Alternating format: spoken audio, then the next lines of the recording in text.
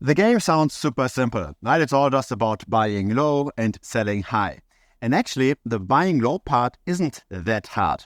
All you have to do is you have to be a bit more interested than the average Joe. You have to follow various asset prices where nobody else is following them. As in, you have to buy when attention is low. This is what some people get wrong, right? Some people simply just buy when attention is high, as in they hear about Bitcoin when the media is talking about it or when their friends are talking about it. When attention is high, prices tend to be high as well. There seems to be a correlation between attention and prices. And so a lot of people tend to buy when everybody around them talks about, say, Bitcoin, and then they end up buying high. But if you're not that person, right? If you're following various crypto channels, if you're already getting involved in this whole investment game, then very likely you are capable of buying low when most other people aren't buying low. So the buying low part is actually not that hard. It's the selling high part that is really, really tough. Because this is how it goes. You buy the asset low, and after a while, maybe after a few months, maybe after a few years, the asset tends to appreciate.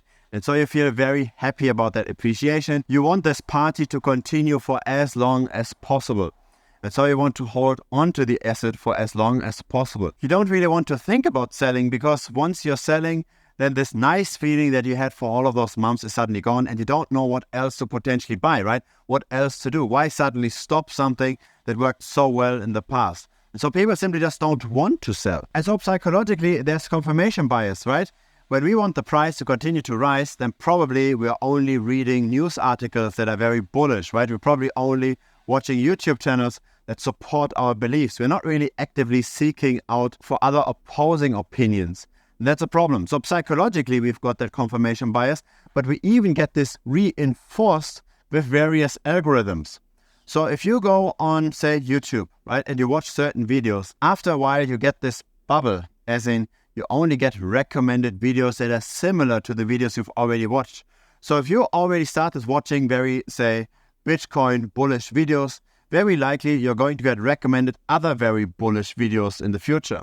So not only are you selecting the videos that confirm your bias, the algorithm is also selecting the videos that are confirming your bias. So you get a double reinforcement of your confirmation bias.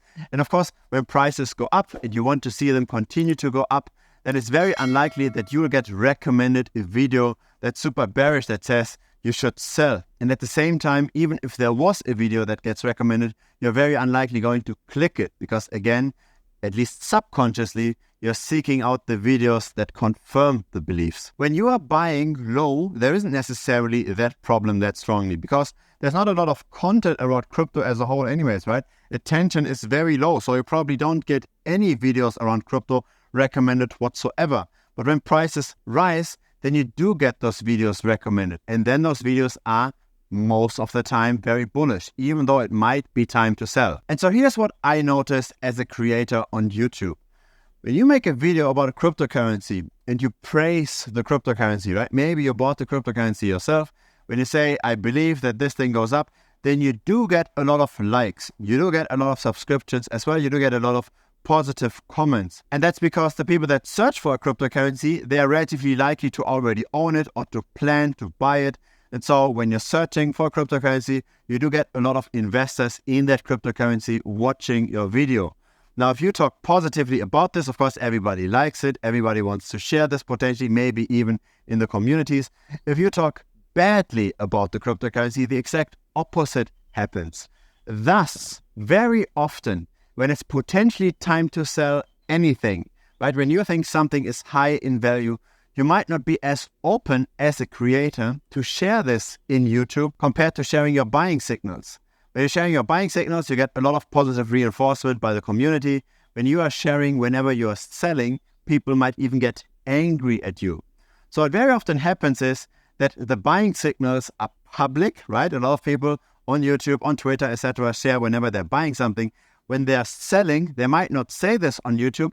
Maybe they might say this in their premium membership. They might say this in the closed paid communities, because that's the people that already follow the creator for a long time, that can kind of judge whether or not this is a good signal. But sharing this within the inner circle, so to speak, feels safer as a creator compared to sharing, selling out in the open. So very often you simply don't see content around this.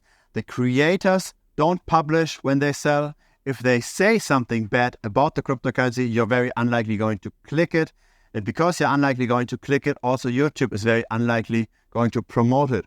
So we've got here 3 effects that reinforce that very unlikely you're going to get a sell signal just out in the open recommended to you. You're very unlikely going to watch videos that tell you to sell something. Here are the videos that work on YouTube. XRP will be $12,000 guaranteed, or an AI explosion, top 3 cryptos to buy in November. A lot of pushing, of greed, that's what gets the clicks. What doesn't get the click is a tutorial on how to make backtests, on how to build those sheets that in the end figure out what historically worked well in the past. The backtest that I often show here on this channel. I still very much enjoy producing this kind of content though. I also share these kinds of sheets, but I don't do it on YouTube. You also get direct access to me. Feel free to check it out. It's thebitcoinstrategy.com. Buying low is much easier than selling high. Now let's think about how many people actually are able to sell high. Let's say you're buying low and let's say the price goes up by 3x. Okay, you buy for $1,000, suddenly the assets that you own are worth $3,000 and you're considering selling. When you sell now those $3,000, you now have a 3 times bigger price impact compared to when you bought, right? In US dollars, you're depressing the price by 3 times as much compared to when you bought. In other words, it's only a very small fraction of people that are able to take advantage of those high prices, because the very first people that sell after such a rally, they are crashing the price massively. So when you make a 3x on your return, only a third of the buyers are able to sell with profit. All the others are break even, and the ones that sell afterwards, of course, lose. When you're trying to sell an asset, you have to be way more anti-social, you have to be way more contrarian compared to when you're buying.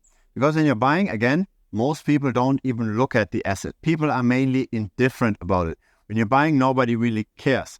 When you're selling, a lot of people care. A lot of people are very bullish about it. A lot of people are very hyped up about the asset. So when you're buying, you're simply just buying in silence. Nobody cares. When you're selling and you tell this other people, then people do care about this. So you have to go really against the general sentiment. When you're buying, there is no sentiment. But when you're selling, there is bullish sentiment. So you have to be very strong in your opinion to sell when everybody wants to keep on holding or wants to keep on buying. On this channel, I've made several analyses around altcoins. And I figured out that very often the whales tend to sell an asset much more early than the retail investors. So the retail investors might buy an altcoin and simply just hold it. And in aggregate, the number of retail investors grows over time. For the whales, for the very large wallets that buy an asset, you see the number of whales much more fluctuating. As in, the whales tend to take profit much quicker than retail. Retail simply just buys and allocates and forgets. The whales actively trade. The whales actually do take profit. The whales actually do sell. So in order to be a winner in this market, right, we want to be more like the whales, right? The whales are whales for the reason they made some money in the past, most likely, and so they tend to make the better calls. So it does make sense to sell earlier than most others. So what can we do then, right? How can we beat this whole system?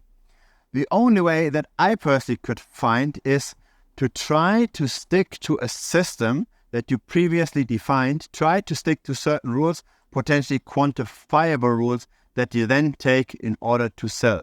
So you have to actively seek out the opposing opinions. You have to actively seek out selling signals, because the selling signals will not come to you.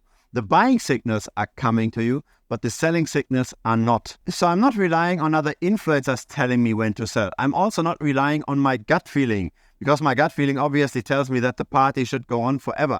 I'm not relying on any of those things. I'm only relying on quantifiable models. I like to use backtests. I like to use moving evidence. I like to use social metrics, as in, are currently so many people talking about crypto that it might get dangerous. I'm looking at on-chain metrics as well. So the value days destroyed multiple, or the market value to realized value Z-score. And last but not least, I look at my portfolio allocation, right? If currently my crypto exposure is way, way higher than say 1 year ago before the rally, then I want to potentially also rebalance. And that means selling some. So I can't give you a quick answer of what models to potentially look at, right? There's different models for different purposes, for different time horizons, etc. But I can tell you it does make sense to actively have rules around this.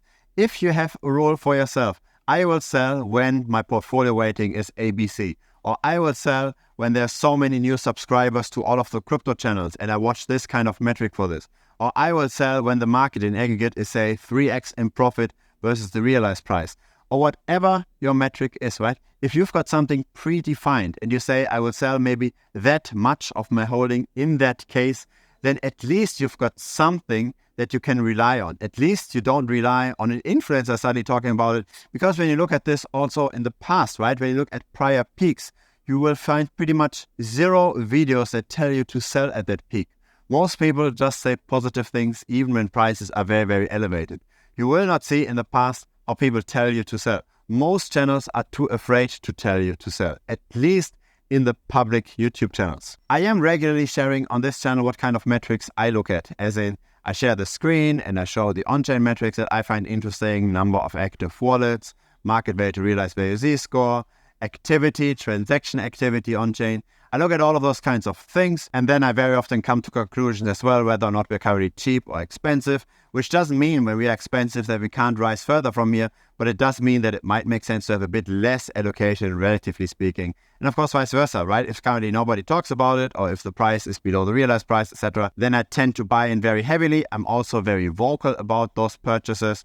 And then, of course, we simply just let it ride, right? Then we simply just let the market do the cycles. If it's the first time here, feel free to subscribe. Feel free to also give this a like. It helps the channel grow. Feel free to also join our Telegram channel. There's a Telegram channel down below, a link. Feel free to click it. Looking very much forward to seeing you on Telegram.